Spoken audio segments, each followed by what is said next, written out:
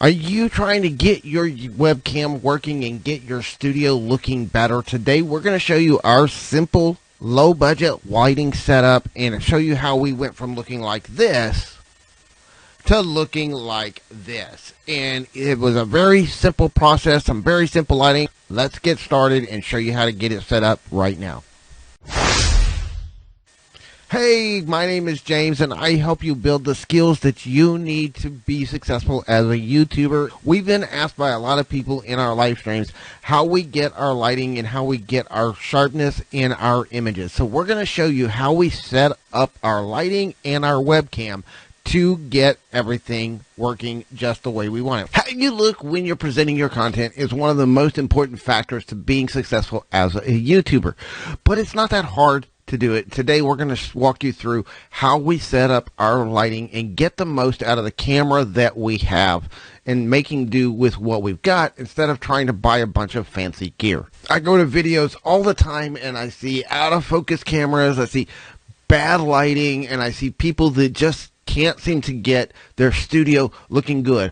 Now at the same time, I've also been to a lot of the other channels with the really big YouTubers, and they've got thousands of dollars worth of equipment, and it kind of leaves this illusion that you have to spend that much money to get a decent looking video. Some of that more expensive gear can make it look a whole lot better, and as you grow, it's great to invest in some of that gear, but I wanted to show you how to do it on a low budget. Everything we do is making do with what we've already got and having a low budget to put into our studio. So I'm going to show you some of the things that we've done and how we put together our own studio. Whether you're doing a live stream or a video, the same setup will work for both. So here we are inside my Logitech software. You can see right here, this is what it looks like when I just have the base settings on. And we're doing a screen record. You're actually seeing the view from inside the software itself. So we have everything reset to the default settings. Now I want to turn off automatic settings. And I want to set everything manually. So I can set the zoom where I get a closer look, or I can start setting it up. Now the first thing that we want to do is we want to focus on lighting our space, because we don't want to set everything else up until our space is lit. So first of all, we add the blue glow to the background. The blue glow is just a rope light that we got at Christmas time. It was a blue LED rope light, and we just strung it around the corner because we're sitting in a corner.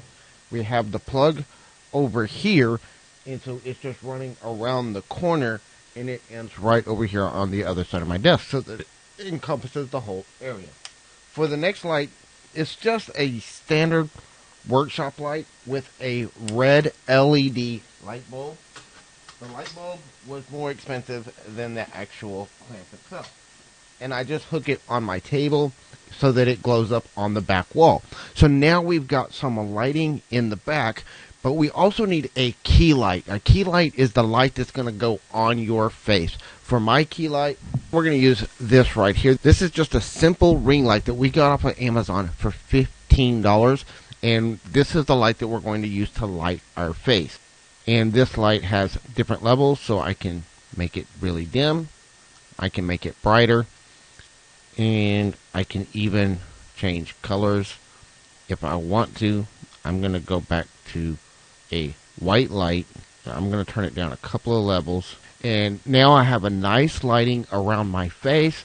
You still have some of the lighting in the background.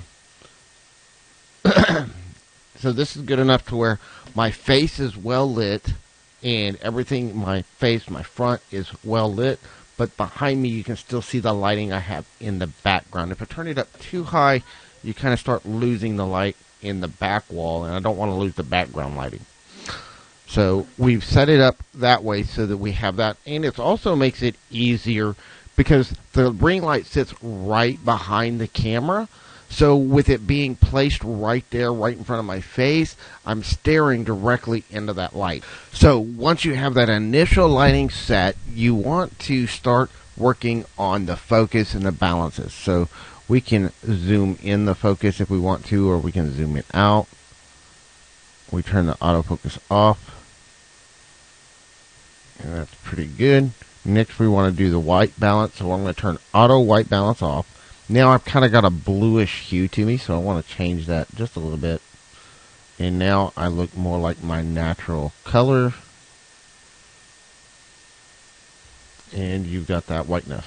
But I don't like the brightness, so we're going to go down here to image settings.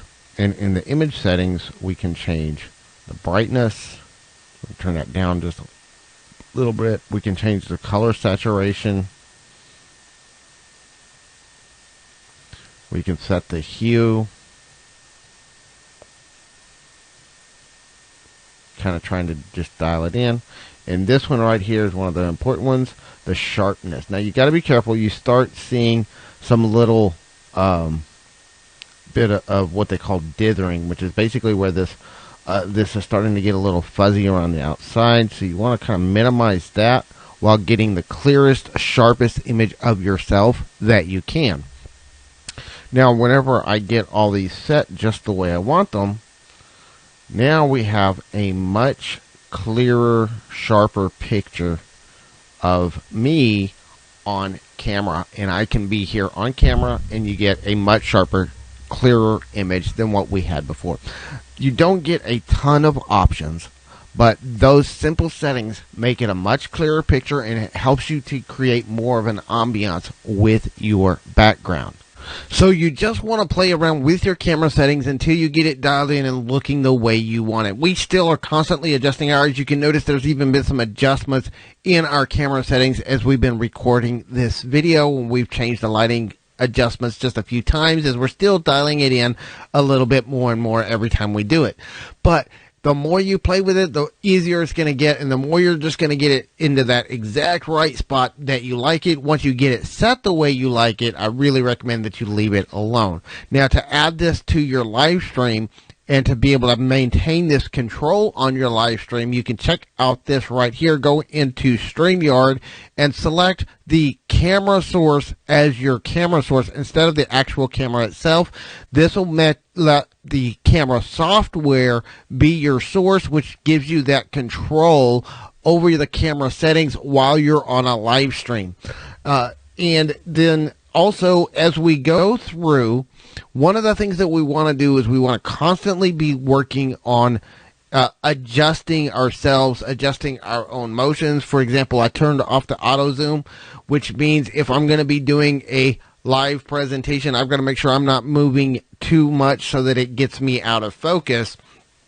And that's going to cause some challenges as we go forward. Again, just play with your camera settings. Whatever camera you're using, find your camera software on your computer and see what kind of settings options you have available, and start making those fine-tune adjustments to really get you the sharpest image possible, because that's going to really help you make better videos and get it looking clearer, sharper, and a little bit more professional. You can do some pretty decent videos even just using a basic webcam like we are here. You can do this with your phone, and there's apps and things that you can use on your phone to help increase that image quality as well. So try to dial in your cameras. I'm so disheartened to see so many videos out there that are just using the basic default settings in their cameras and thinking that's good enough, and then they wonder why their channel doesn't grow. You've got to really start thinking about your lighting and how everything works together. We just put together a gear guide. You can check it out right here at the link below. The link is down in the description, and we actually share with you all of the gear that we use for our entire studio, as well as a few best practices for dialing in your gear and getting everything just set just right. So once you get your cameras going and you can start getting better with your content, you want to make sure that you're constantly growing your audience and listening to that audience feedback. If you want to know more about how to grow your audience, check out this live stream we recently did where we went through how we got our first 100 subscribers. It's going to work for you whether you're getting your first 100 or your next 100 subscribers. We went through some great strategies to help you grow your channel. Check that video out, and don't forget, we always want to remember to focus on progress, not perfection. Keep getting better every day, and you can be successful as a YouTuber. We'll see you the next time. Have a great day.